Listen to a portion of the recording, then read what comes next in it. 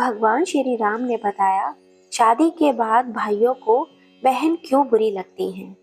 सूर्य अस्त होने को था। सरायू के तट से आती मंद मंद हवा राजमहल के आंगन में चारों तरफ फैले पुष्पों की सुगंध को और मधुर बना रही थी। माता सीता अपने कक्ष में बैठी थी और उनके मुख पर एक गहन विचार मगनता की छाया थी। श्री राम ने यह भांप लिया। वे समीप आए और स्नेह भरे स्वर में बोले, प्रिय सीते, तुम्हारे मन में कोई प्रश्न चल रहा है क्या? माता सीता धीरे से मुस्कुराते हुए बोली, हे नाथ, एक बात मन में बार बार आती है। मैंने देखा है कि जब तक बहन अविवाहित होती है, भाई उसे प्राणों से बढ़कर मानता है, लेकिन विवाह होते ही वह भाई जो कभी बहन की हर खुशी में भागीदार होता था, धीरे धीरे उससे दूर होने लगता है। यहाँ तक कि कभी कभी तो बहन की बातें उसे कड़वी भी लगने लगती हैं। यह परिवर्तन क्यों आता है? प्रभु श्री राम को क्षण मौन रहे, फिर मंद मंद मुस्कान के साथ बोले, हे सीते, यह प्रश्न केवल तुम्हारा नहीं, यह युगों युगों से हर नारी के मन में उठता आया है। यह केवल एक परिवार की बात नहीं, अपितु इस संपूर्ण समाज से जुड़ा हुआ विषय है। तुम्हारे इस प्रश्न का उत्तर मैं तुम्हें एक कथा के माध्यम से देता हूँ, जिससे तुम्हें इस परिवर्तन का कारण और समाधान दोनों समझ में आएंगे। सुनो, एक समय की बात है।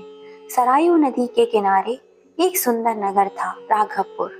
यह नगर अपनी सुंदरता और धार्मिकता के लिए प्रसिद्ध था। यहाँ के लोग स्नेही, सदर हृदय, पारंपरिक मूल्य को मानने वाले थे। इसी नगर में रहते थे पंडित वासुदेव शर्मा, जो एक सम्मानित, विद्वान और धर्मपरायण व्यक्ति थे। पंडित वासुदेव का परिवार एक आदर्श परिवार था। उनकी पत्नी सावित्री देवी थी, जो स्नेहमयी और सरल स्वभाव की थी। उनके 4 संतानें थीं, अर्जुन, माधव, नरेश और सुजाता। सुजाता सबसे छोटी और अपने तीनों भाइयों की लाडली थी। अर्जुन सबसे बड़ा था, इसलिए वह पिता तुल्य था। माधव मझला था और सुजाता का सबसे अच्छा मित्र भी। नरेश सबसे छोटा भाई था, इसलिए वह हर वक्त सुजाता के लिए साथ खेलता था, उसकी शरारतों में शामिल रहता और हर छोटी बड़ी बात पर उसका पक्ष लेता। जब सुजाता चलना सीख रही थी, तब अर्जुन उसे उंगली पकड़कर चलना सिखाता था। माधव उसे कहानियां सुनाता। नरेश तो जैसे उसका साथी ही था। दोनों दिन भर खेलते, पेड़ों पर चढ़ते, मिट्टी के घर बनाते। बसंत के मौसम में जब आम के बोर आते, तो तीनों भाई पेड़ पर चढ़कर सुजाता के लिए कच्चे आम तोड़ते। कभी कभी वह नखरे करती, उसे सबसे खट्टा आम चाहिए, और तीनों भाई हंसते हुए उसकी यह छोटी सी इच्छा पूरी कर देते। त्योहारों पर सुजाता के लिए सबसे सुंदर वस्त्र आते। रक्षाबंधन पर जब भाइयों की कलाई पर राखी बांधती, तो तीनों उसे ढेर सारे उपहार देते। अर्जुन कहता, जब तक मैं हूँ, तुझे इस दुनिया की कोई तकलीफ छू नहीं सकती। माधव कहता, तेरी हर परेशानी मेरी भी परेशानी है। और नरेश तो बस अपनी छोटी बहन की हर बात को सिर माथे पर रखता था। समय बीतता गया। सुजाता अब बड़ी हो रही थी। उसकी माँ सावित्री देवी अब उसकी शादी के बारे में सोचने लगी। एक दिन वासुदेव शर्मा ने कहा, अब हमें सुजाता के लिए एक योग्य वर देखना चाहिए।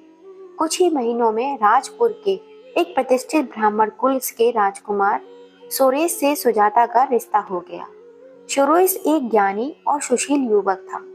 विवाह की तैयारियां पूरी उत्साह से शुरू हो गई। जब विवाह का दिन आया, तो पूरे नगर में उत्सव जैसा माहौल था। पूरे घर को फूलों से सजाया गया। सुजाता अपनी सखियों के साथ हंसती खेलती रही, लेकिन दिल के किसी कोने में एक अजीब सी बेचैनी थी। वह अब इस घर से दूर चली जाएगी। फेरे पूरे हुए, कन्यादान हुआ, और फिर वह पल आ गया जिसका डर उसे बचपन से ही था, विदाई। जब सुजाता ने अपनी माँ के गले लगकर रोना शुरू किया, तो पूरा आंगन अश्रुपूरित हो गया। लेकिन जो सबसे ज्यादा रो रहे थे, वे थे उसके तीनों भाई।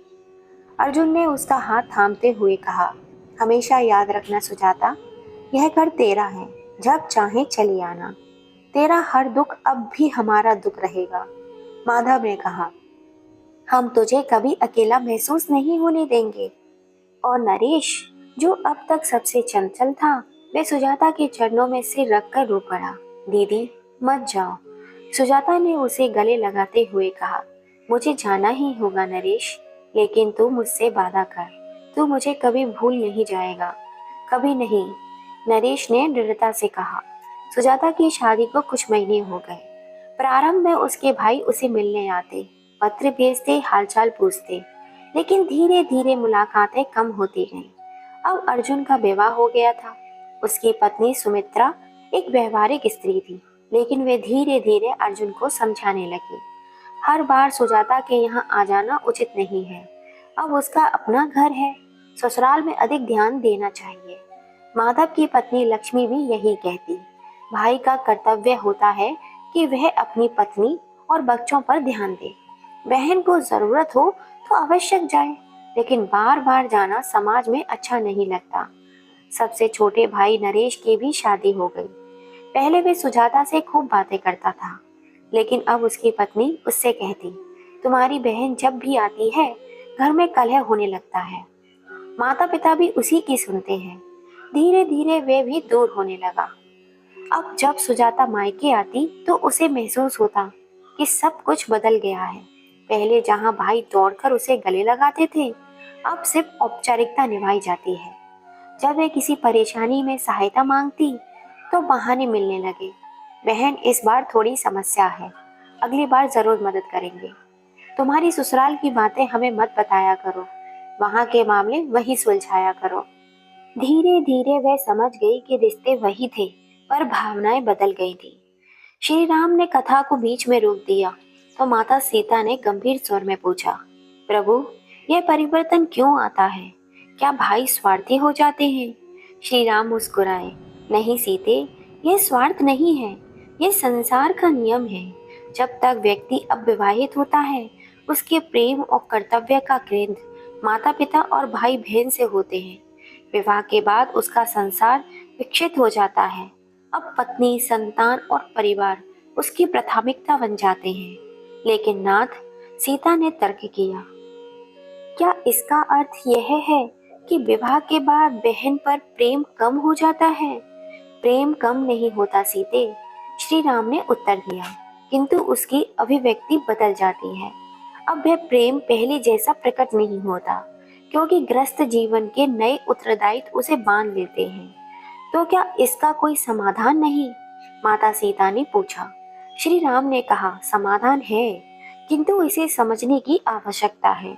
विवाह के बाद बहनों को भी यह स्वीकार करना चाहिए कि भाइयों की प्राथमिकताएं बदल गई हैं, लेकिन इसका अर्थ यह नहीं कि उसे स्नेह समाप्त हो गया है। और भाइयों को भी यह ध्यान रखना चाहिए कि बहन के प्रति प्रेम केवल बचपन तक सीमित नहीं होना चाहिए। विवाह के बाद भी यदि बहन किसी संकट में हो तो भाई को उसका साथ देना चाहिए। यदि दोनों ओर से संतुलन रखा जाए तो यह संभव सदैव मधुर बना रह सकता है। माता सीता मुस्कुराई, अब मैं समझी प्रभु। श्री राम संतोष पूर्वक मुस्कुराए और बोले, यही जीवन का सत्य है सीते। दोस्तों, आपका क्या कहना है इस कहानी के बारे में? प्लीज अपनी राय हमें कमेंट करके जरूर बताइएगा। कहानी पसंद आई हो तो इसे ज्यादा से ज्यादा शेयर कीजिए, लाइक कीजिए, सब्सक्राइब कीजिए। फिर मिलेंगे। जय श्री राम।